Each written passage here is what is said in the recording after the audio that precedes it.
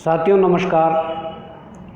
मैं 2 दिन से देहरादून नहीं था, गांव की साइड जाना हुआ तो आप लोगों से थोड़ा डिस्कनेक्ट सा हो गया था। मैं आज बात करने आया हूं, जो प्रकरण चल रहा है आप देख सकते हैं कि जो मैंने ऊपर लाइन डाली है कि आयोग के अध्यक्ष का जो इस्तीफ़ा है वो नैतिकता है या चाल है, कोई बड़ी चाल है। जैसा कि आप लोग देख रहे होंगे कि लगातार जिस दिन से आयोग के अध्यक्ष जी ने इस्तीफ़ा दिया है उसके बाद से जिस प्रकार से वो लगातार डिबेटों में आ रहे हैं और अपनी बात को रख रहे हैं और कुछ ऐसी बातें रख रहे हैं जिसमें हमें अब संदेह होने लगा है। और हमें संदेह ये होने लगा है कि ये नैतिकता अब रिटायरमेंट से चंद दिनों पूर्व कैसी नैतिकता सामने आ गई कि आपको नैतिकता के आधार पर इस्तीफा देना पड़ा। क्या ये सरकार की कोई बड़ी चाल है? क्या आयोग की बड़ी चाल है? या ये हमारे माफिया हैं या इनकी ये बड़ी चाल है? सबसे बड़ा प्रश्न ये है। आयोग के अध्यक्ष तो सरेआम यहाँ के अभ्यर्थियों पर, यहाँ के लोगों पर ये आरोप लगा रहे हैं कि ये माफियाओं की चाल है, पेपर कैंसिल कराना या इस तरह की घटनाएं ये माफियाओं की चाल है। हम आरोप लगाते हैं कि ये आपकी चाल हो सकती है, ये माफियाओं की चाल हो सकती है, जिस प्रकार से आप बीच बचाव में आ रहे हैं।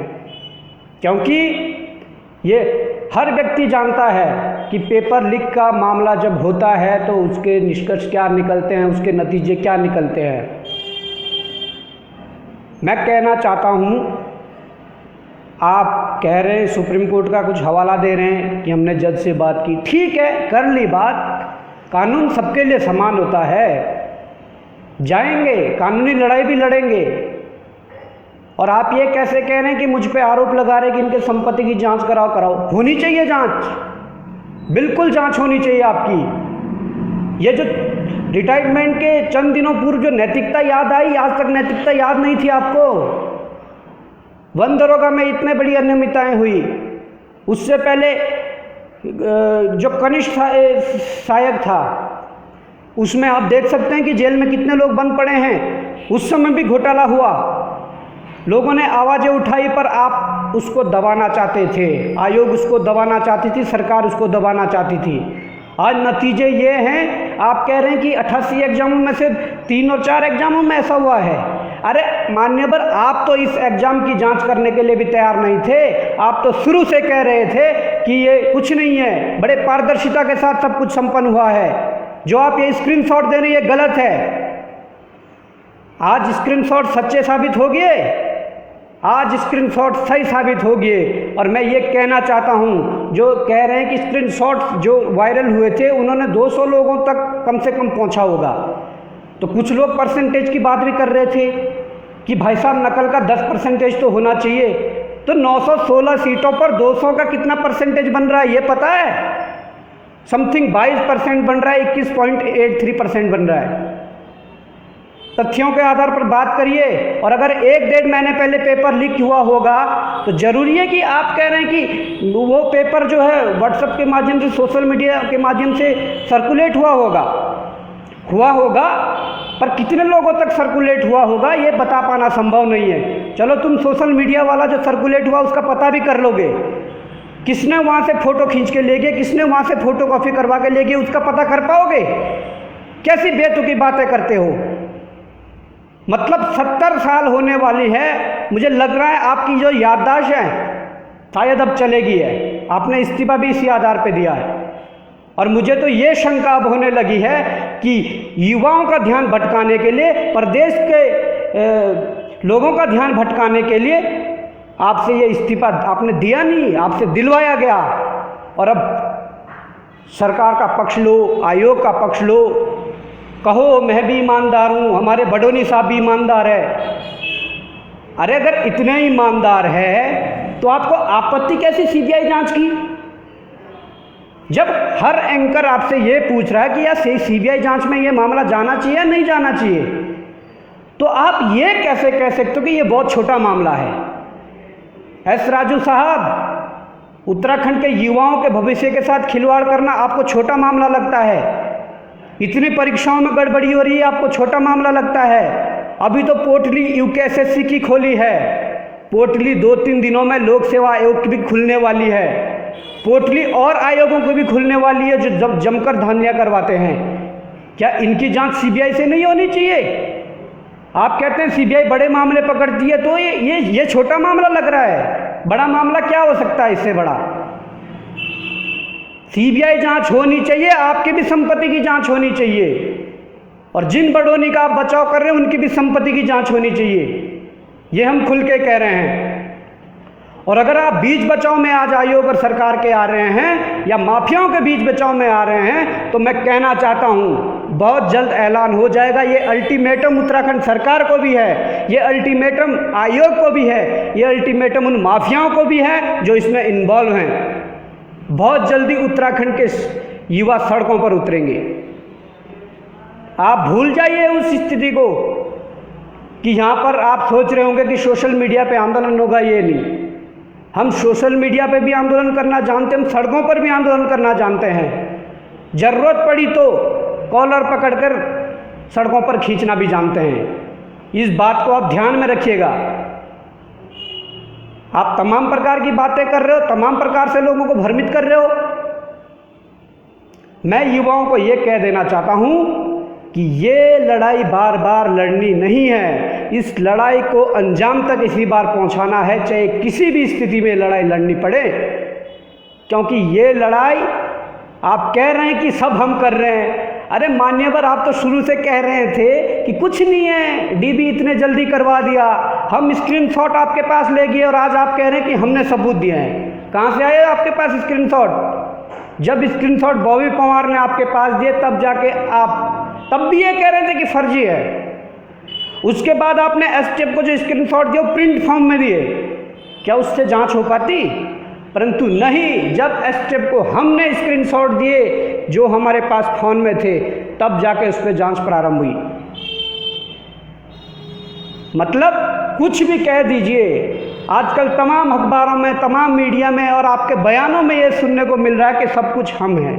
अरे ठीक है, सब कुछ आप हो। आप जो 82 लोगों की लिस्ट की बात कर रहे हैं, संदिग्ध है उस पर कराओ, हमने बनाया। सिटी मजिस्ट्रेट वहीं थे जब हमने लिस्ट सेलेक्टेड करी, जब कुछ लोगों की लिस्ट दी कि हाँ ये संदिग्ध है, तो वो सब क्या पता सरकार का इशारा हो आपको कि भाई ऐसा है कि आप अपना वर्चस्व बढ़ाइए। आप ये करें कि सब हम कुछ कर रहे हैं, एफआईआर दर्ज हम कर रहे हैं। अरे मान्यवर, एफआईआर दर्ज करनी होती तो उस दिन कर देते जिस दिन आपको शिकायत मिली थी, क्योंकि एफआईआर दर्ज तो पहले अज्ञात के खिलाफ हुई थी। अज्ञात के खिलाफ आप पहले दिन ही एफआईआर दर्ज करवा देते जब आपके पास मामला पहुंच गया था, परंतु नहीं। क्यों? क्योंकि जब बेरोजगार संघ मुख्यमंत्री के पास गया, मुख्यमंत्री ने जब लेटर मार्क किया, उस दिन ये कहा कि आज ही कार्रवाई होनी है। उस दिन शाम को एफआईआर 3-4 बजे एफआईआर दर्ज हुई अज्ञात के खिलाफ, दूसरे दिन गिरफ्तारियां हुई। मैं ये कह देना चाहता हूं साफ और स्पष्ट शब्दों में कि ये लड़ाई रुकेगी नहीं। हमारे कई राजनीतिक दल के लोग भी अपनी बातें कहेंगे। यहाँ पर आप राजनीति जो होता है, जो लोग कभी कभी उल्टे सीधे कमेंट करते हैं और जो कहते हैं कि राजनीति, तो राजनीति की मैं परिभाषा उन लोगों को भी बता देना चाहता हूँ। राजनीति की क्या परिभाषा होती है? राजनीति की ये परिभाषा होती है कि आप किसी राजनीतिक दल के नेता के पास चले जाओ अपनी समस्या को लेकर, आप सही हो गलत हो, वो आपको निराश नहीं करेगा, वो आपका समर्थन करेगा, आप चाहे सही हो या गलत हो। ये राजनीति होती है। अगर सही लोग जाते हैं तो उनका भी समर्थन करेंगे, और जो गलत जाते हैं उनका भी समर्थन करेंगे। और मैं इस बात को कहने से बिल्कुल नहीं हिचकूंगा, क्योंकि मैं ये कह देना चाहता हूं उनका भी ये जो राजनीतिक दल है उनकी भी मजबूरी है, ये राजनीति है। परंतु जो प्रेशर ग्रुप है, बेरोजगार संघ जैसा प्रेशर ग्रुप है, हमें वोट बैंक की राजनीति नहीं करनी है। हम साफ और स्पष्ट शब्दों में कह देते हैं, राजनीतिक दलों को चुनाव लड़ना होता है, हमें चुनाव नहीं लड़ना है। जिस दिन चुनाव लड़ना होगा उस दिन लड़ेंगे। परंतु अभी मैं कह देना चाहता हूं कि हम गलत को गलत और सही को सही छाती ठोक के कहते हैं। क्योंकि हमें वोट नहीं चाहिए, हमें तो सुधार चाहिए। हमें ये भ्रष्टाचार जो चल रहा है, इस भ्रष्टाचार पर लगाम चाहिए। इस पे तुम सीबीआई जांच कराओ या कोई सी भी जांच कराओ, पर हमें यहाँ पर सॉल्यूशन चाहिए। ये नहीं होने देंगे कि बार बार माफियाओं को बचाया जाए। मेन मकसद हमारा भ्रष्टाचार को ख़त्म करना है, और ये भ्रष्टाचार तब ख़त्म होगा जब इनके पैसे डूबेंगे, जब ये सलाखों के पीछे होंगे।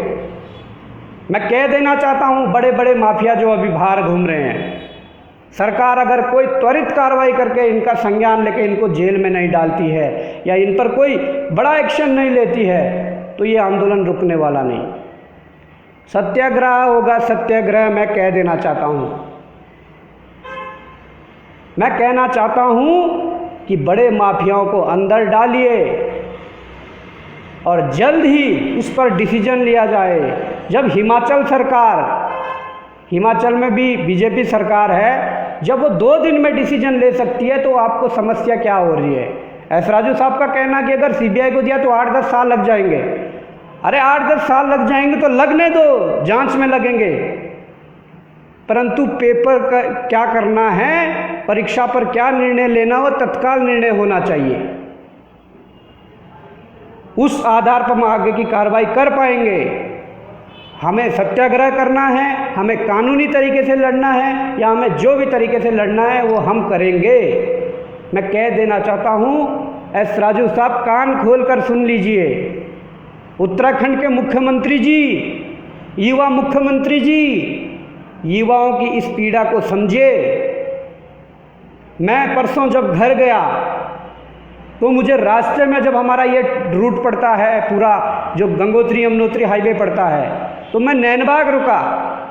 मैं कुछ सामान लेने गाड़ी से नीचे उतरा तो वहाँ पर अभिभावक कुछ मिल गए और वो दौड़ कर आए और कहा कि बेटा बहुत अच्छा काम कर रहे हो। हम कर्ज लेके अपने बच्चों को खर्चा भेजते हैं, परंतु ये जो हालात कर दी है आज उत्तराखंड में, यहाँ के नेताओं ने, यहाँ के अधिकारियों ने, इनके खिलाफ जो जंग लड़ी जा रही है वो बहुत काबिले तारीफ है।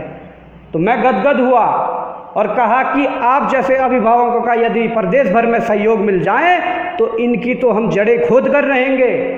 वो कितना भी बड़ा नेता हो, कितना भी बड़ा अधिकारी हो, उनको गड्ढे में दफना कर रहेंगे। ये मैं कह देना चाहता हूँ। और मैं साथ ये भी कह देना चाहता हूँ, अगर आज मोरी और चंपावत का नाम सबसे आगे आ रहा है तो कहीं ना कहीं समझ जाइए, ये मैं कह देना चाहता हूँ कि इसकी अगर छानबीन ढंग से नहीं कीगी, कौन कौन इसमें लिप्त है, तो देखिए सीबीआई इंक्वायरी होनी चाहिए। हम केवल और केवल एक बीपीडीओ के लिए या बीडीओ पीपीडीओ के लिए नहीं कह रहे कि सीबीआई इंक्वायरी करिए।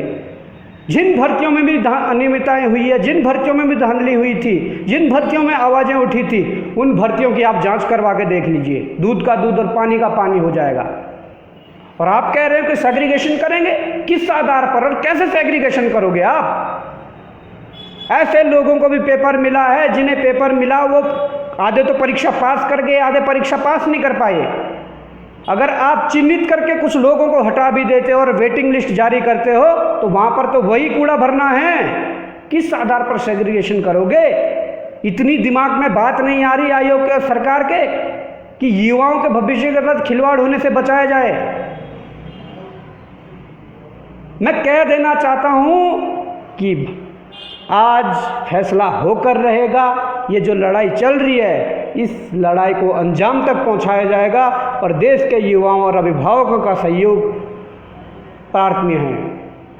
प्रदेश के युवाओं का, प्रदेश के अभिभावकों का सहयोग चाहिए, क्योंकि अगर ये मामला यहाँ पर रुक गया, ये मामला अंजाम तक नहीं पहुँचा, तो समझ लेना दोस्तों, ना तो ये लड़ाई बॉबी पंवार लड़ेगा, ना कोई दूसरा बॉबी पंवार पैदा होगा।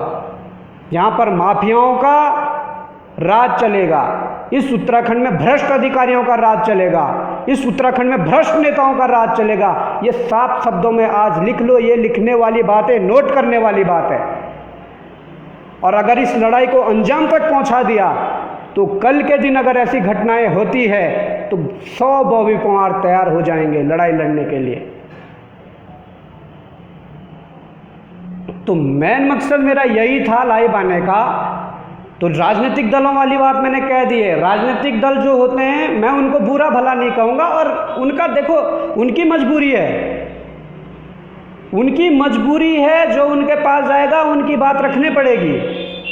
परंतु मैं ये कह देना चाहता हूँ उन राजनीतिक दलों को भी, या उन राजनीतिक व्यक्तियों को, या उन नेताओं को भी, कि कभी ज़रा दिल पे हाथ रख के कहो और दिल पे हाथ रख के ये सोचो कि कौन सही कौन गलत है। और अगर हम गलत ट्रैक पे जा रहे हैं तो क्या हम उतने कदम पीछे नहीं ले सकते हैं? एक बार आप सच्चाई के साथ तो चल के देखिए। सच्चाई के साथ अगर चलोगे तो बहुत आगे जाओगे, ये मैं कह देता हूँ उन राजनेताओं को। और अगर लीपापोती में लगे रहे तो कोई भविष्य नहीं है। एक बार तुम जीत भी जाओगे रुपयों और दारू के, शराब के जोर पर, परंतु जो ये ईमानदारी का कवच है, इस कवच को भेदने के लिए आज तक संसार में कोई ऐसा यंत्र नहीं बना जो इस कवच को भेद सके।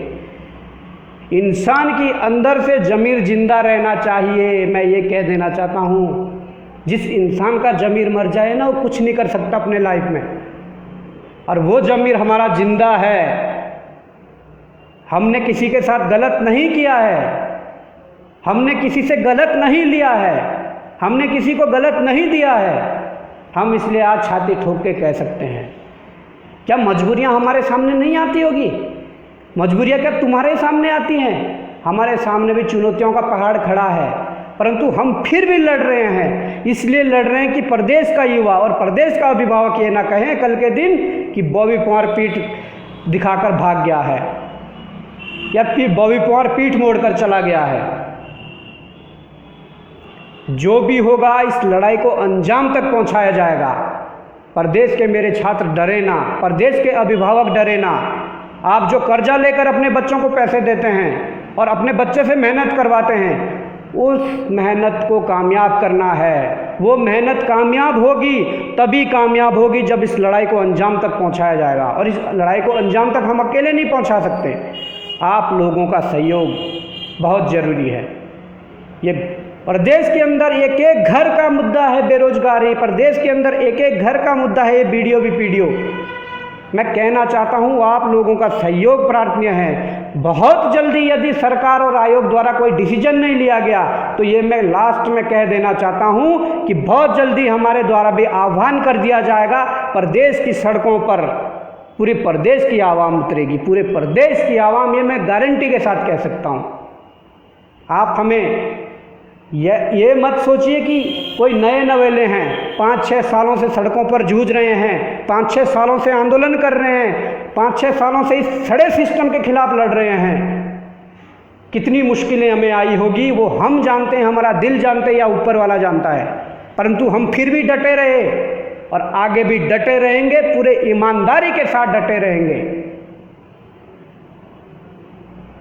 तो साथियों, मैंने कुछ वीडियोस देखे थे, एस राजू जी के इंटरव्यू देखे थे, और कुछ और तरीके के वो जो देखे थे, तमाम प्रकार के जो सोशल मीडिया पर चल रहा था। इस कारण मुझे लाइव आना पड़ा, और 2 दिन से मैं फेसबुक से कनेक्ट नहीं था। तो मेरा वो कारण है कि मैं पहाड़ गया था, वहाँ पर नेटवर्क समस्या रहती है, तो इस वजह से आप लोगों से जुड़ नहीं पाया। कुछ भी ऐसा होगा तो मैं कह देना चाहता हूँ आप लोगों के साथ हम खड़े हैं, और आप लोग हमारे साथ खड़े रहिए। इस लड़ाई को अंजाम तक पहुंचाना एक ही हमारा ये मकसद है, इस प्रदेश से भ्रष्टाचार मिटाना है। और ये मैं आखिरी बात आप लोगों से कह देना चाहता हूं कि बहुत जल्द का मतलब है 2-3 दिन के अंदर लोक सेवा आयोग की पोटली खोलने वाला हूं, पूरे साक्ष्यों के साथ। किस तरह वहां पर भी गोरख धंधा चलता है, भर्तियों को बेचा जाता है, एक एक सीट को बेचा जाता है, वो पूरे साक्ष्यों के साथ आपके सामने खोलूंगा। और आप कह रहे हो कि सीबीआई जांच का कोई मामला नहीं है, ये बहुत छोटा मामला है। कितने आयोग है, लोक सेवा आयोग है, यूकेएसएससी है, यूबीटीआर है, उधर आपके दूसरे चिकित्सा आयोग है, किन किन आयोगों में घोटाला करोगे? मैं कह देना चाहता हूँ ये सब आपके सामने, ये सारी पोटलियाँ खोली जाएगी। जो गलत है वो गलत है।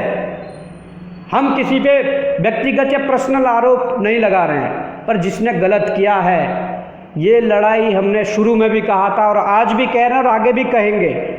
जिस दिन ये लड़ाई शुरू की, मासूम महाराज जी के नाम लेकर शुरू की गई है, और कहा है जिस दिन ये लड़ाई अंजाम तक पहुंचेगी, मासूम महाराज जी के यहाँ जाएंगे। तो ये बिल्कुल न्यायिक लड़ाई है। उस न्यायिक लड़ाई को अंजाम तक पहुंचाने में हम सबकी भागीदारी है, हमारी और आपकी भागीदारी होनी चाहिए, तब ये अंजाम तक पहुंचेगी। तो साथियों, अभी मैं विदा चाहता हूँ आप लोगों से। कुछ भी ज़रूरत पड़ी तो मैं फिर लाइव आऊँगा, मैं फिर आपके सामने अपनी बात रखूँगा। और बहुत जल्द अगर कोई डिसीजन नहीं आता तो ये साफ स्पष्ट आप अपने मन में सोच लीजिए, अपने दिलो दिमाग में बैठा लीजिए कि बहुत बड़ा आंदोलन होने वाला है। और वो आंदोलन इतना बड़ा होगा, उत्तराखंड के इतिहास का सबसे बड़ा आंदोलन होगा, ये मैं कह देना चाहता हूँ। सरकार संज्ञान ले, आयोग संज्ञान ले, यहाँ के भ्रष्ट अधिकारी संज्ञान ले, नहीं तो वो दिन दूर नहीं है जब इन भ्रष्ट अधिकारियों को कॉलर से पकड़ के सड़कों पर घसीटा जाएगा। ये वो हमने देख लिया है 22 साल का उत्तराखंड, हमने देख लिया उत्तराखंड की दुर्दशा कि किस स्थिति में है उत्तराखंड, किस ओर जा रहा है उत्तराखंड। ये संकल्प आज प्रदेश के हर युवा को लेना होगा, ये संकल्प आज प्रदेश के हर उस अभिभावक को लेना होगा जो चाहता है कि हमने उत्तराखंड तो बनाया था परंतु ये उत्तराखंड हमारे सपनों को साकार नहीं कर पाया। ये संकल्प हर उस व्यक्ति को लेना होगा। तो दोस्तों, मैं विदा चाहता हूँ। जय हिंद, जय भारत, जय उत्तराखंड, जय देवभूमि।